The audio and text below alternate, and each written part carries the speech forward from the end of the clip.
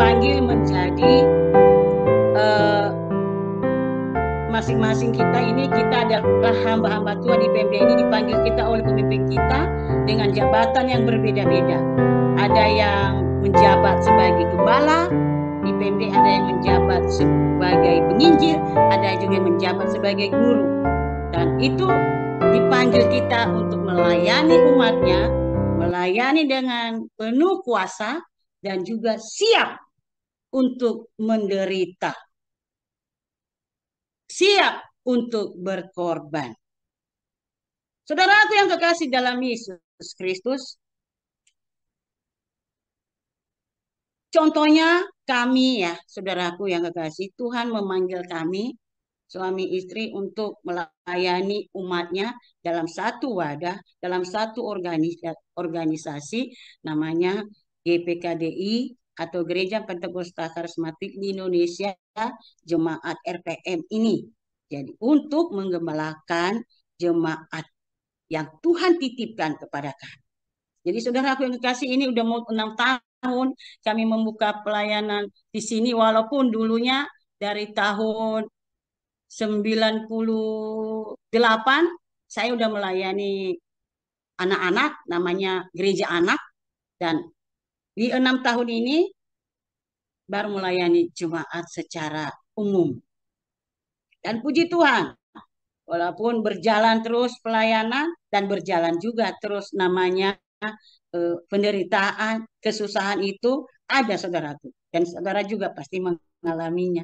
Ada banyak suka dukanya, ada banyak hal-hal yang membuat kita kadang sedih, kadang kalau dibilang secara manusia menyesal tidak ya, tapi tetap sukacita. Di dalam penderitaan kita tetap ada sukacita karena Tuhan Yesus ada di hati kita. Kita melayani bukan dunia, tapi kita melayani Tuhan. Kalau Tuhan yang kita layani, Tuhan memberikan kita sukacita. Saudaraku yang kekasih, di sini memang luar biasa di dalam dunia pelayanan ini, di dalam kita mengikut Tuhan ini, ada beberapa pengorbanan yang harus kita terima. Ada beberapa pengorbanan yang harus kita berikan. Ya saudaraku, terutama dalam pengembalaan kami ini, ada beberapa pengorbanan yang saya bisa saksikan, yaitu pertama, pengorbanan waktu. Amin. Pengorbanan waktu itu luar biasa, saudaraku. Walaupun kita udah capek-capek, tetapi Tuhan membuat kita kekuatan baru kembali. Kenapa? Karena panggilan. Panggilan kita melayani. Jadi tidak ada namanya capek, tidak ada namanya waktu saya terbatas. Tidak ada seperti artis-artis, anak kita artis surgawi. Jadi artis surgawi itu bebas waktu tak terbatas. Gaji pun tak terbatas, 30 hari sebulan. Jadi tak terbatas gaji kita. 30 hari berarti tiap hari itu ada berkat. Jadi tanpa tiada apa nominalnya tidak terhitung, saudaraku. Kenapa? Karena Tuhan terus memberkati kita hari lepas hari. Amin. Tuhan memberikan kita apa yang kita butuhkan. Makanya tidak sia-sia kita masuk di dalam kerajaan Tuhan ini, melayani, menjabat sebagai pendeta, sebagai penginjil, sebagai gembala, sebagai guru. Jangan pernah menyesal, karena itu adalah panggilan mulia. Puji Tuhan. Walaupun pengorbanan waktu, saudaraku, saya buat kesaksian, walaupun kita secapek-capeknya, waktu kita harusnya istirahat, waktunya kita harusnya bersama quality time sama keluarga, tapi di saat ada panggilan, suatu saat jemaat ada masalah, itu panggilan namanya, panggilan tugas, karena itu gaji kita, saudaraku, gaji kita sebagai hamba Tuhan. Kita ada panggilan, telepon, harus siap. Siap, walaupun waktunya pagi, walaupun waktunya malam, walaupun waktunya itu siang hari, waktunya istirahat, tapi siap. Ada suatu kesaksian. Kami pada waktu itu ada jemaat, jemaat kita ini luar biasa memang, komplit apa namanya, komplit masalah hidupnya, ya masalah hidup mereka kita udah melayani, udah layani mereka, udah kasih pengertian firman Tuhan, tetap aja seperti air daun di dalam daun talas. Dengar lalu lepas. Akhirnya keluarga ini ditegur oleh Tuhan. suaminya selingkuh, istrinya kerjanya tiap hari ke tetangga, ngerumpi, anak-anaknya makan tidak makan. Kenapa? Karena orang tuanya tidak melayani anak-anaknya, mereka mengurusin dirinya sendiri. Jadi, saudara yang kekasih, suatu saat malam kita terima telepon, Bu, boleh nggak ke sini? Yang telepon suaminya, saudaraku. Ada apa? Kulihat jam 1. Ya Tuhan, jam 1 ada apa ini? Pasti kalau jam-jam segitu kita ada kekhawatiran, ada pertanyaan besar. Berarti ada yang urgen, ada yang sesuatu terjadi. Lalu kita tanya ada apa? Kesini aja dulu. Ini mamanya anak-anak ada sesuatu. Dia minum obat, saudaraku. Dia minum obat banyak sekali, nggak tahu obat itu apa. Ada obat di situ, dia masukin di mulutnya. Dia stres, dia rencana mau bunuh diri. Saudaraku yang kekasih, jalan keluar bukan bunuh diri. Tapi itulah karena firman Tuhan yang disampaikan kepada mereka hari-hari ini tidak masuk di dalam pemikiran, dalam hati, dalam roh mereka. Karena kedagingan mereka lebih besar daripada roh mereka. Lalu kita datang jam 1, memang saudaraku, kuasa Tuhan itu luar biasa. Kalau Tuhan belum izinkan dia mati, dia akan mati. Walaupun gimana pun usaha manusia untuk melakukan hal-hal yang membuat merugikan dirinya dan merugikan orang. Kalau Tuhan kehendaki, kalau Tuhan belum kehendaki, nggak akan terjadi. Itu ibu itu, dia hanya keracunan, lalu dibawa ke rumah sakit, pulih lagi, sadar lagi. Dan di situ kita melayani dia. Luar biasa memang Tuhan itu. Di situ dia curhat bahwa beban hidup itu dia membuat dia begitu. Jadi kita layani dia walaupun hari udah mulai jam 2, mau masuk jam 3, baru selesai kita melayani, baru kita bawa dia pulang kembali dan kita damaikan dia. Saudara aku yang kekasih, itu waktu-waktu kita sebenarnya istirahat. Tapi panggilan kita, tugas kita, kita harus siap. Jadi pengorbanan waktu, saudara. Itu di dalam penggembalaan. Di dalam penggembalaan ada lagi yang membuat kita, saudaraku, pengorbanan hati, pengorbanan perasaan. Ada banyak faktor-faktor yang membuat kita pelayan-pelayan ini luar biasa. Tapi kita luar biasa juga kekuatan diberikan Tuhan. Pengorbanan hati dan perasaan itu berasal dari mana? Tidak jauh, saudaraku. Awal-awalnya itu sebenarnya berasal dari pasangan kita sendiri, dari rumah kita sendiri yang membuat kita itu kadang ciut, kadang kadang lemah, kadang pesimis. Kenapa? Karena yang lebih banyak membuat kita lihat pasangan kita apabila pasangan itu adalah pasangan yang tidak sepadan. Contohnya, kita serius melayani, kita udah siap melayani siang dan malam, tapi suami kita ada tuh kami alami, ada jemaat kami berikan dia tugas, udah mulai aktif dia, udah mulai rajin dia ikut doa, ibadah tengah minggu, datang melayani, tiap Jumat doa, ibadah gereja. Suaminya melemahkan dia, saudara. Suaminya melemahkan dia. Apa kata suaminya? Setiap hari kulihat kau pagi siang malam ke gereja terus. Udah kau tidur aja di sana. Kau tinggal di sana. Jadi istrinya ini datang ke saya, Bu, bagaimana kalau dikurangi waktu tugas saya? Suami saya begini-begini. Jadi harusnya kita ambil keputusan dalam hidup. Ikut Tuhan itu keputusan. Memang itu resikonya. Itu resikonya kalau kita setia kepada Tuhan. Resikonya pertama-tama yang dekat dengan kita. Bagaimana kita menghadapi itu? Aku katakan sama dia, teruslah berdoa. Jika Tuhan kehendaki kamu melayani Tuhan, dia akan mengubah hati suami. Dia akan memberikan suamimu hati yang eh, tulus dan hati yang mengikhlaskan istrinya untuk melayani. Tapi apa katanya?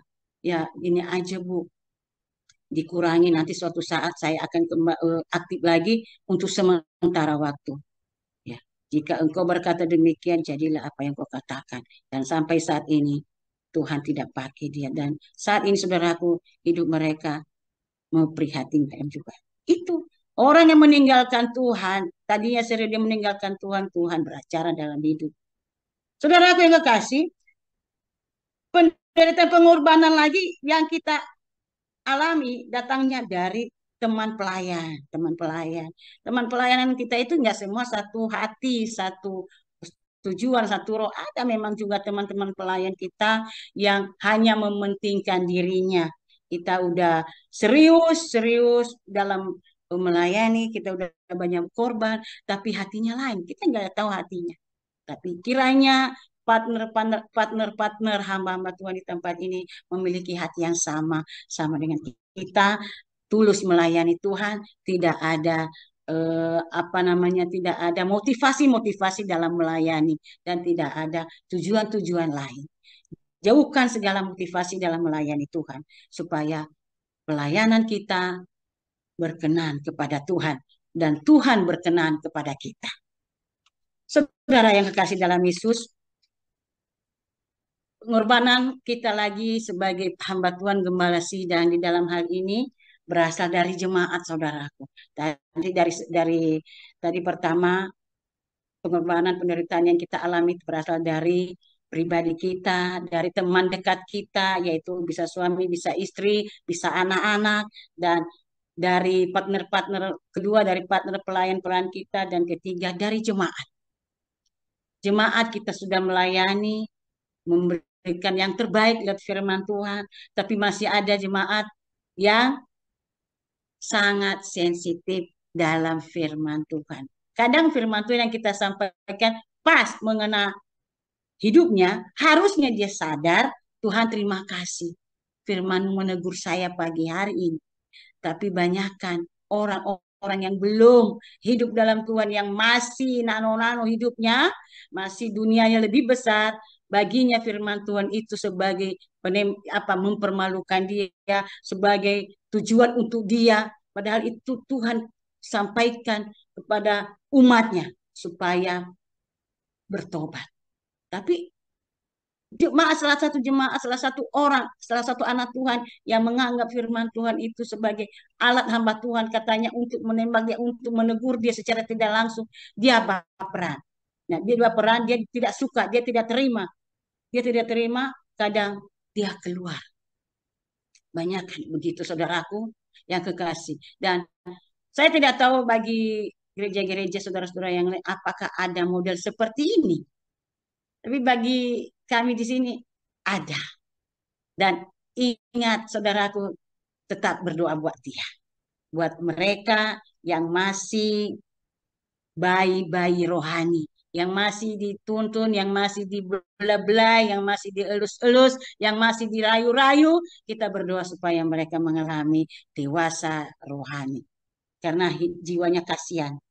Dan saudara yang kekasih dalam Yesus, itulah di dalam penggembalaan kami, itulah yang kami alami di dalam melayani Tuhan dalam penggembalaan, dan ada banyak lagi, dan itu bagian-bagian kecilnya. Ada lagi kadang jemaat yang kita kunjungi, kadang kita mau ke rumahnya, katanya nggak usah Bu, nggak usah merepotkan, dan aneh, orang yang mau dikunjungi senang, tapi ini seperti merepotkan, katanya kita. Kita bilang itu namanya tugas, kita harus saling mengunjungi, ya. Dan ada yang senang, ada yang tidak, ya. Itulah namanya warna-warni dalam berjemaat. Itulah warna-warni hidup dan kebiasaan jemaat. Saudaraku yang kekasih, apakah kita berkeras untuk datang kepada mereka yang menolak? Tidak. Kita juga harus mengayomi, mengatakan, melayani secara online, nggak apa-apa. Mungkin dia malu tempatnya, atau mungkin dia sibuk, ya kiranya Tuhanlah yang mengerti akan dirinya. Tapi kita tetap melayani walaupun secara jauh. Tetap kita memberikan support kepada mereka melayani. Itu tugas-tugas kita selama pelayanan di sini. Dan puji Tuhan, di saat-saat kita mengalami keletihan, kejenuhan, kecapean, Tuhan kita kasih kekuatan. Sampai sekarang kita tetap kuat, kita tetap ada, kita tetap melayani dengan setia, dengan kasih. Karena ada satu moto buat saya yang diberikan gembala sidang saya dulu pada masa pelayanan saat kuliah, harus dalam pelayanan itu harus full time, full heart. Jadi jangan hanya full time tapi hatinya tidak full, harus dua-duanya, full time, full heart. Puji Tuhan. Dan sampai saat ini Tuhan menyertai kami. Saudaraku yang kekasih dalam Yesus, salah satu firman Tuhan yang memberikan kami kekuatan bahwa lakukan tugasmu, Tuhan akan melakukan bagiannya. Di dalam Filipi 4 ayat 13, Filipi 4 ayat 13 kita baca bersama-sama. Filipi 4 ayat 13.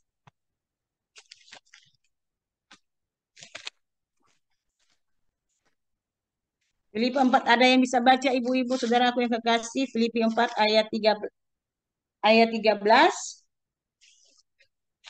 Kita saling beraktif pagi hari ini. Ayo siapa yang bisa baca Filipi 4 ayat 13?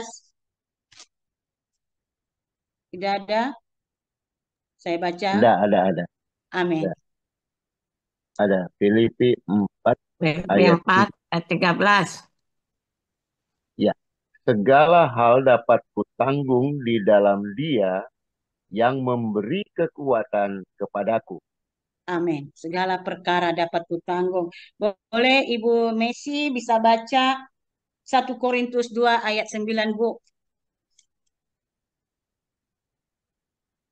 Ibu Messi 1 Korintus 2 ayat 9.